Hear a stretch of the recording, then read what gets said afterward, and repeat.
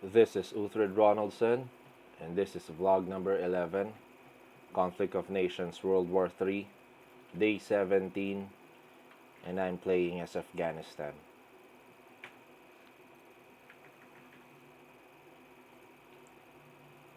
So friends, here's how the map looks like right now. Iran is no more. Iran is gone, as all of his provinces and all of his cities, as well as the conquered ones, are now captured and is now mine.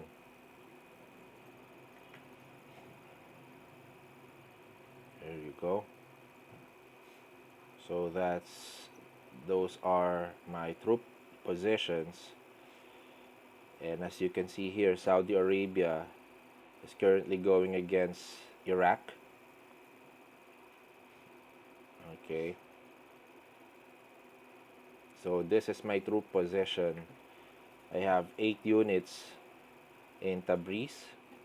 This is my 19th Infantry Division.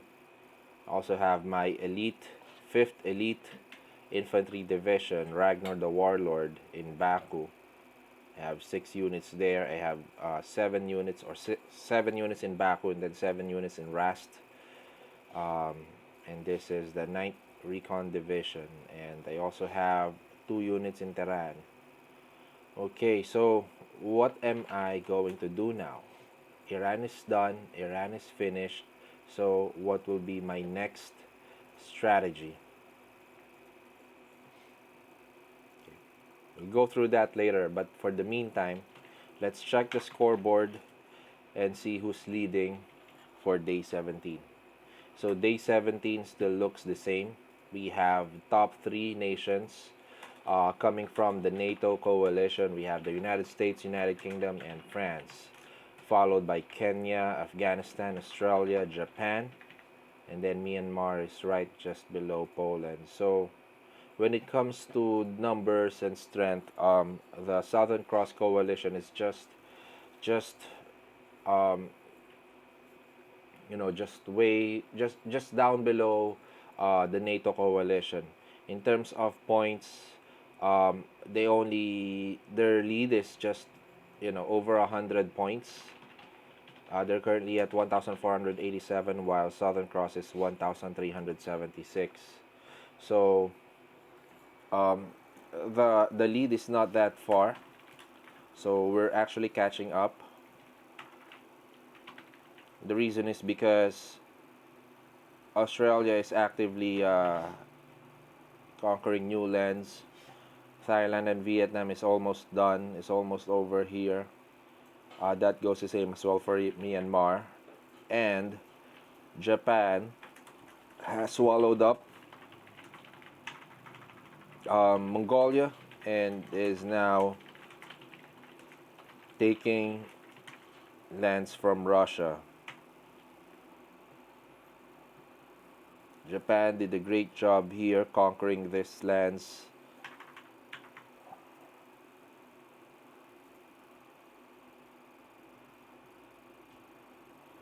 But Russia is really big. Russia is too big, so it's not gonna be easy to conquer these lands. So that will take some time for him to handle. So the good thing is that the United Kingdom is also spread out thinly. So whatever forces he have here that he sent in Russia is probably just it's a weak force. He probably just sent a weaker force in Russia. So, but we never know. We never know. Maybe all of his forces from Sweden was transferred there. But let's see. We don't know yet. But let's wait and see if Japan and the United Kingdom will clash. Will clash in Russia. And this might take just one more day, 24 hours to complete. 24 to 48 hours before this one is completed. And once they've captured Vietnam and Thailand, so Myanmar, the options for Myanmar will be to take these bot nations here, our neighboring bot nations, Next option is for him to go to Africa and start conquering lands here in Africa, since Kenya is alone here and is now having borders with France. So he's gonna be at war soon. Okay, so look at this.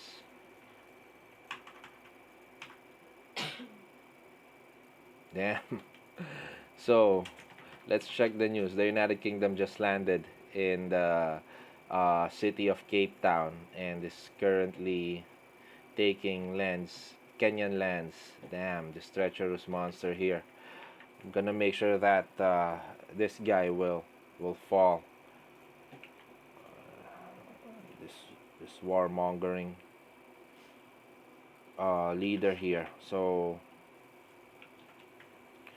let's check.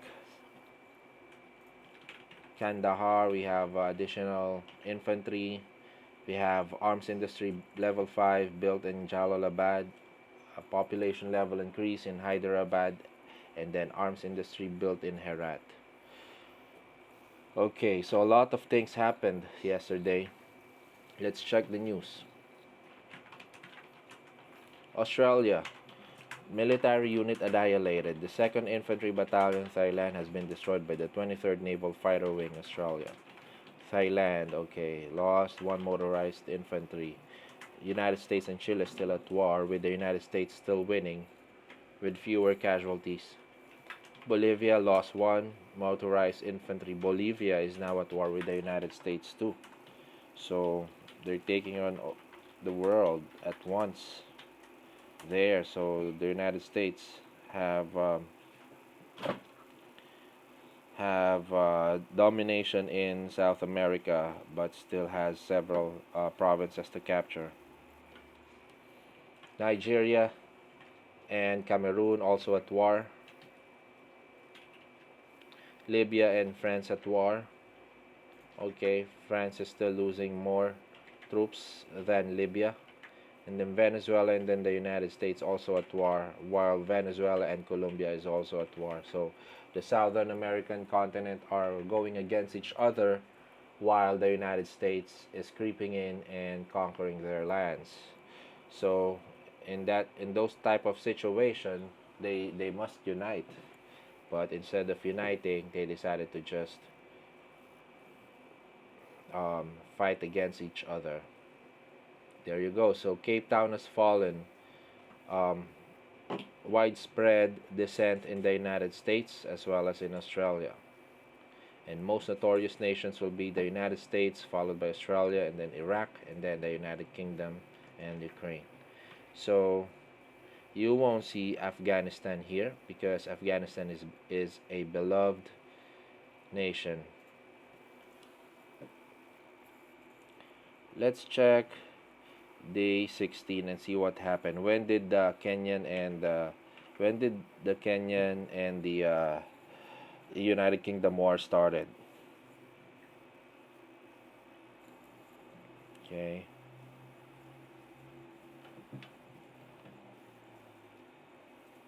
Mongolia lost lots of units there from Japan. Spain, another military coup from Spain, so that's a good thing. That only means we'll be facing 3 players from the NATO coalition, but that gives the NATO coalition advantage of recruiting other players for their coalition. So that's the advantage. Okay, so deceitful act of war. Don Mateo have crossed the border and is now engaged with uh, Jay the Fist. So it's the United Kingdom who attacked first. Now let's send a message. So UK just attacked Libya in South Africa. UK just attacked Libya in South Africa. And if you will check the map, Libya, so this is a strong force here, which could have been assisted by a navy. If he has naval protection here, this won't happen. Now they have landed, and this is a strong force. He has a mobile radar, um, main battle tank, as well as level 4 advanced infantry. But he doesn't have any air protection, so I can probably send my air forces here, but he has no airports within the vicinity. So let me check if you can build air bases in where should he build air base. He has an air base, but it's way up in Herrera. So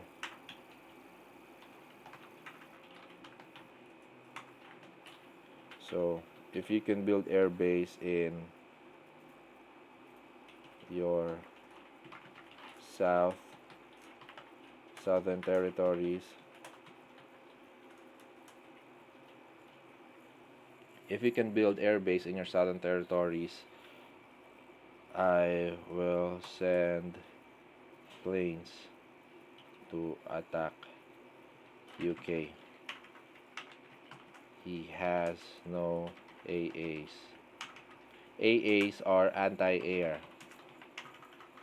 If you can build air bases in your southern territories, I will send planes to attack UK. He has no AAs. There.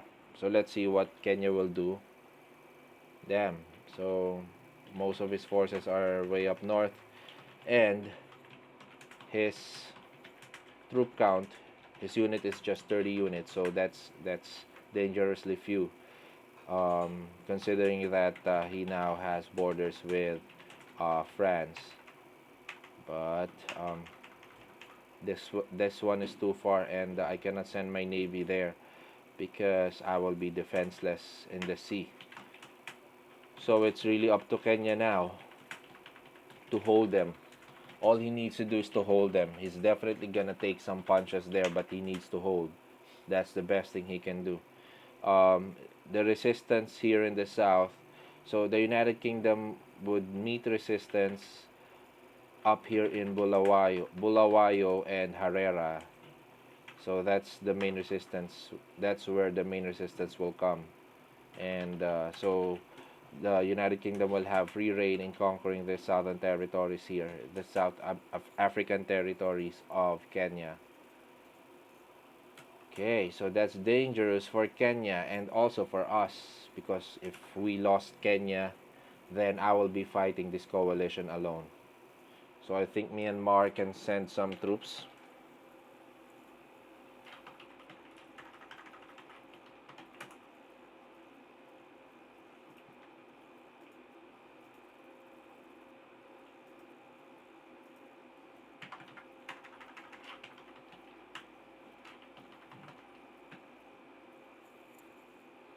Myanmar.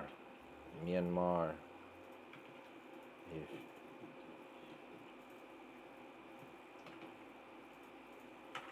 maybe some to assist Kenya. Myanmar, if you have spare troops, maybe you can send some to assist Kenya. I'm gonna do the same, but the thing is, maybe I can send one contingent of troops. No, I'm gonna send planes and not infantries. I'm gonna send my planes. So I need to go to Iraq as soon as possible, because that will give me position to strike against the NATO alliance or the NATO coalition. So this is not good. This is dangerous.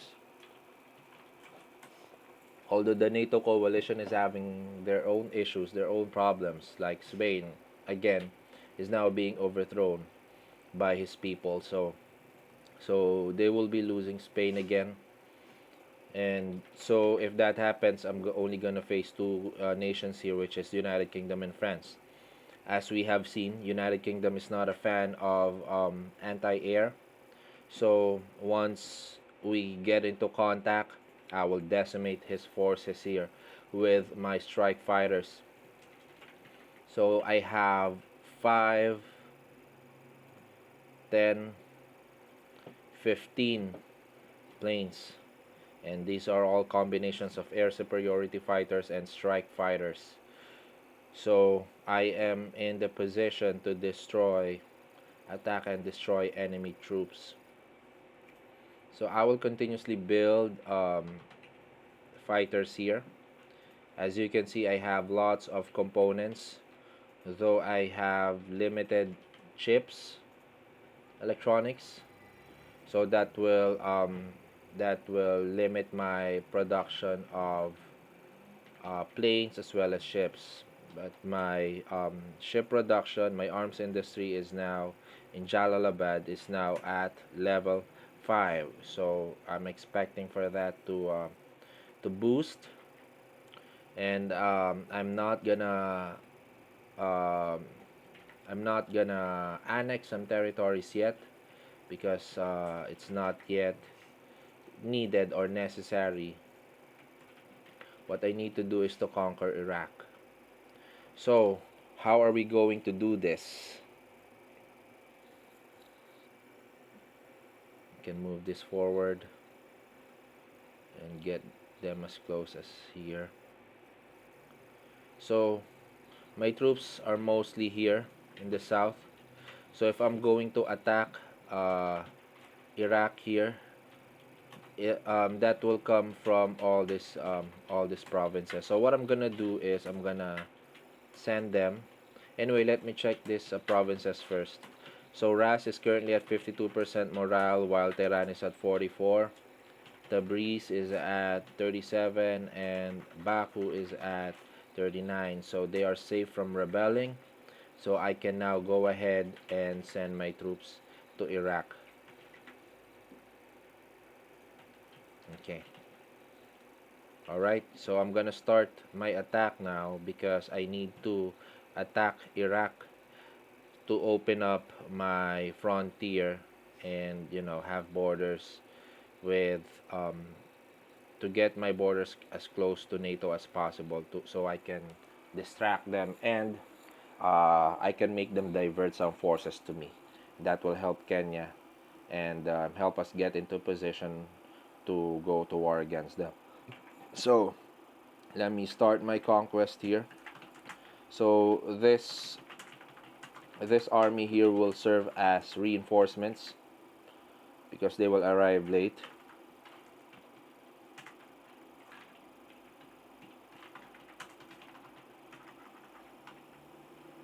So I'm gonna declare war with Iraq now. I'm not gonna wait that long. So I'm gonna declare war with Iraq. Yeah. So you might be wondering, why am I declaring war instead of doing a surprise attack? The thing is, if you do a surprise attack, that's gonna that's gonna lower down your reputation. Your popularity will go down, and so if you will continuously do that, you might get in trouble with the bots. So if you have bot countries bordering your nation, and if you have a very low popularity, other bot nations may declare war against you. So it's not just limited to those original bot states, but it also applies to those players who left the game and their countries became bots. So those bots may also declare war against you. So you have to be very careful in making sure that you have good relationships with bot countries.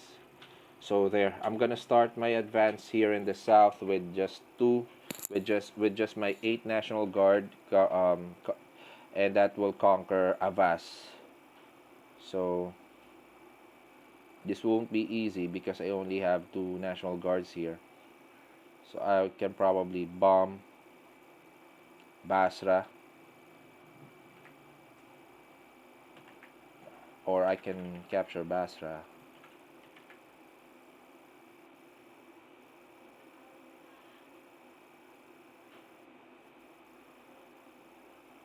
I'm gonna bomb Basra. I'm gonna bomb Basra to make sure that he won't produce any units there. And then my forces here from Tabriz will go to Mosul.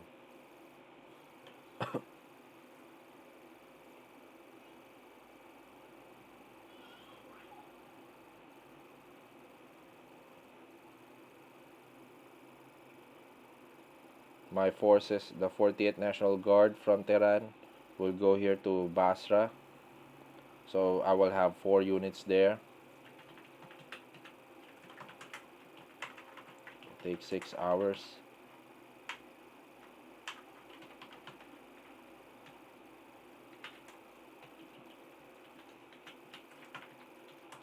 This unit will go to Baghdad.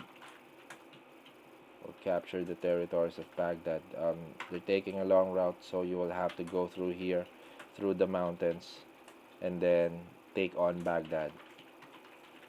Take that straight route. So that will take 12 hours for them to reach Baghdad.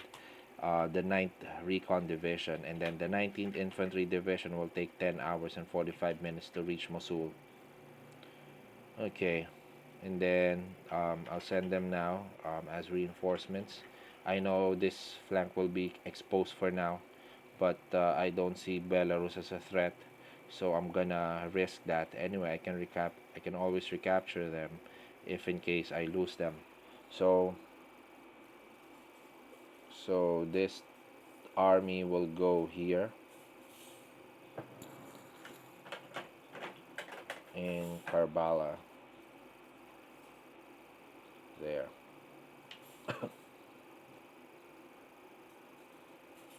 Okay, so I started my attack with Iraq. Again, the purpose of my attack with Iraq is to consolidate my territories and my forces here. The reason is because I don't want to spread my forces too thin, especially if I don't want to send my forces too far because I won't be able to handle those territories. I don't like having scattered territories, and as much as possible, I want to centralize my territories, and I want to keep them as compact as possible because that will be easier to defend and reinforce. So in this case, in this situation, so once I've captured Iraq, I will probably build good relations with Saudi Arabia for now. For the meantime, uh, it will depend. I may attack Saudi Arabia to clear this region here. Um, but if I will be engaged with with the NATO coalition at that point, then I will have no choice but to go to war against them. And just like what I said, when I go to war, I want to be focused and concentrated with my enemy. So I'm not gonna make any wars here, not unless they attack me. So let me send my strike fighters here as an insurance. There.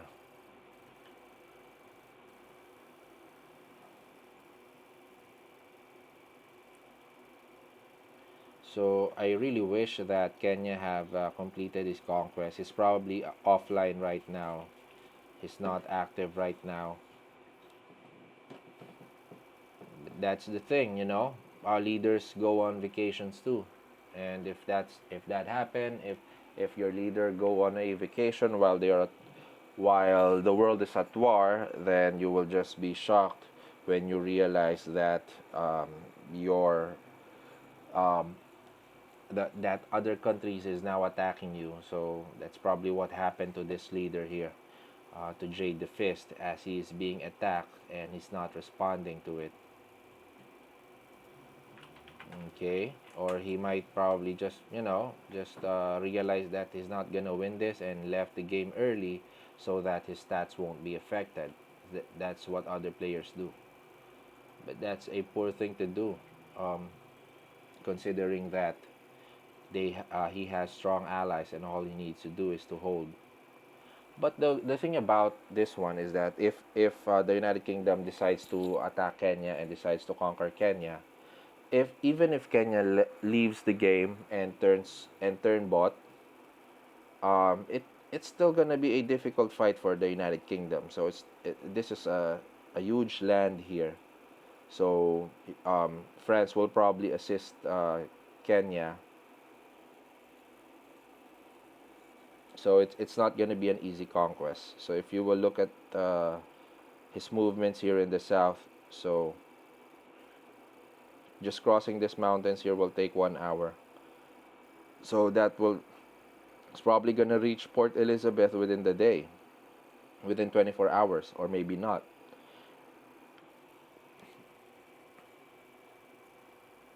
So it's gonna be difficult to defend. But if you will check my position here, I have no threat from anywhere except from my east, which is Iraq, because that's my closest border to an enemy, to a human player enemy. And my southern coast here is clear. There's no naval presence in this area aside from mine. And I have stationed troops in my coastal cities, so I will be able to defend my coastal cities from any treacherous uh, or surprise attacks or invasions from enemies. They may not hold out, especially if the UK will send a force like this. Definitely, my garrison in these cities won't hold out, but at least they will delay the enemies and will give me time to respond and attack with force also.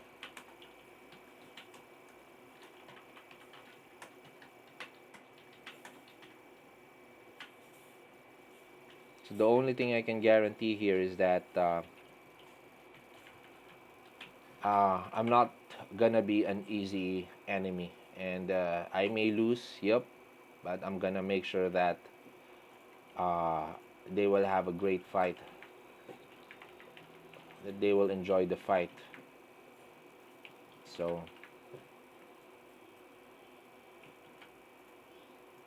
okay,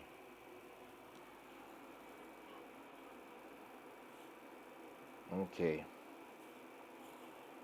It's really just a lot of things happening right now as the game progress and fewer players are left.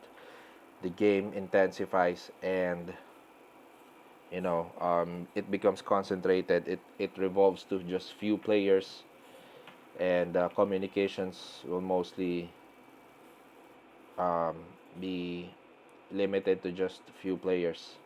Now, the NATO coalition have lost Poland, and they will be losing Spain soon as well. So that will free up their coalition and recruit two more countries. But they are going to war against anyone else in the world, so I'm not sure how they will recruit other countries. Maybe they are too confident, knowing that they are the strongest, and they probably think that they can take on the world. But that's the thing. That's not how it works. Even if you're winning, even if you may seem winning at the beginning, it's not a guarantee that you will win the game. So another thing that I have to watch out here is that the United States and the United Kingdom may go for a solo win. So I have to be careful, and we need to attack them because it may happen. They may decide to go on a solo win if, let's say, if they won't win against a coalition as a coalition. So that's something that we have to watch out for. If the United States will go for a solo win, then Japan needs to send troops and attack the United States, Japan and Australia, and Aussie. Think, I think your Aussie. I think your next campaign will be against the U.S. I think your next campaign will be against the U.S.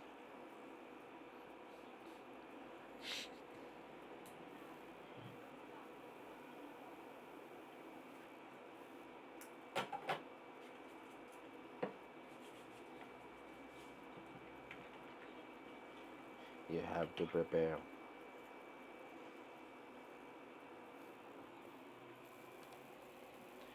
Okay, there you go. So then, Japan's still not making any move against the Korean Peninsula, which is weird, because usually when Japan decides to, when Japan expands, even way back in its history, it always goes to the Korean Peninsula first. So Korea is always their gateway to conquest. But in this world, North and South Korea is united, has been united, and Japan is protecting them or not doing anything about it. Okay.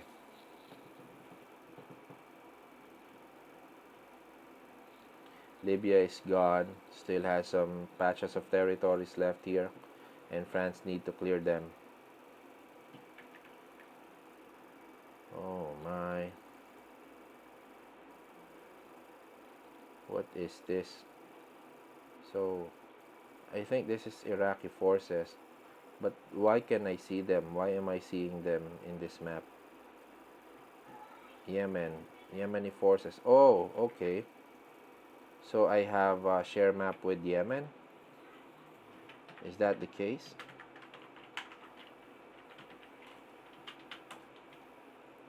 Shared intel with Yemen. If you will see, if you will notice, I have right of way on all bot nations, and that proved to be critical as that improved my status or my popularity.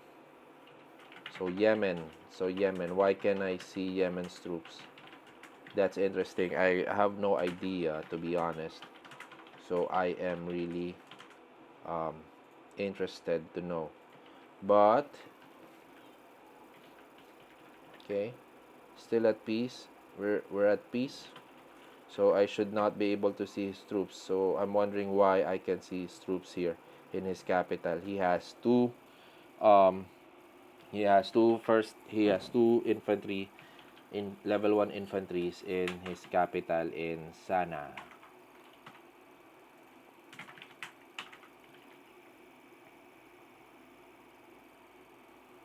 Okay.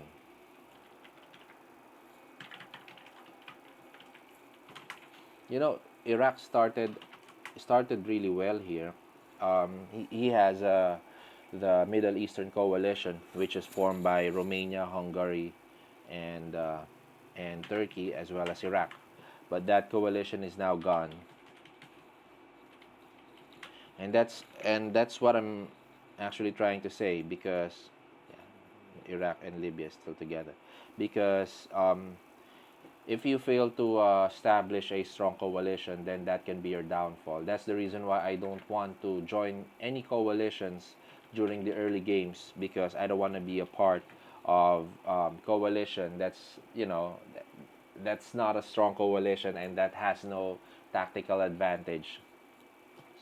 So so you have to go with those coalition that will give you tactical advantage. Now, why don't I start my own coalition? So the problem with starting your own coalition is that limits your ability to ally with other countries. That can be an option too. You can also do that, but I don't like starting up coalitions because that attracts enemies too. Just like me, I will focus on coalitions. When I check possible enemies, I check coalitions and not just individual players, because if you attack a player and and they are part of a coalition, their coalition members might help them and will definitely be helped by their coalition members. So it's not good. So one if you attack a coalition member, expect that the whole coalition will attack you. I mean, you will be at war with their whole coalition. So that's how the game works. That's how it goes. So there. So Iraq,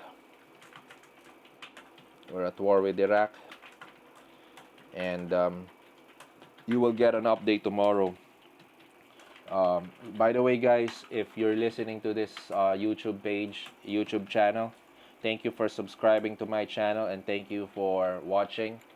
Um, Please subscribe to my channel and share it with your friends who are also playing Conflict of Nations.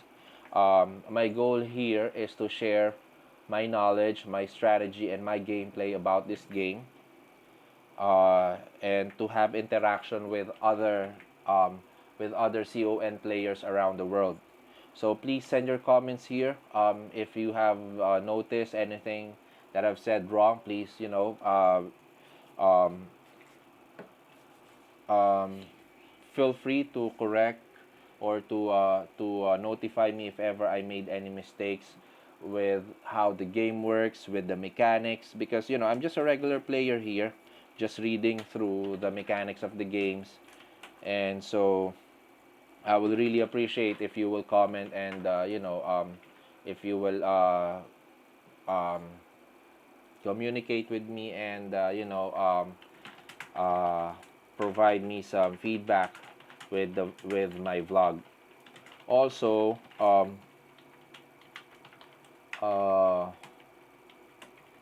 like my videos and uh, I probably have said all that I want to say, but yeah, just keep on subscribing to my channel and share my videos and do comment on my videos and watch out for the upcoming videos. So tomorrow, I will update you with my war here against Iraq. So this will be an exciting one because um, the outcome here will decide how I'm gonna play this game in the next couple of weeks. So this is a turning. This is a game changer. This will be a turning point. So watch out for the upcoming games and the upcoming videos that I'm gonna upload. So thank you for watching, and I'll see you guys soon. Bye.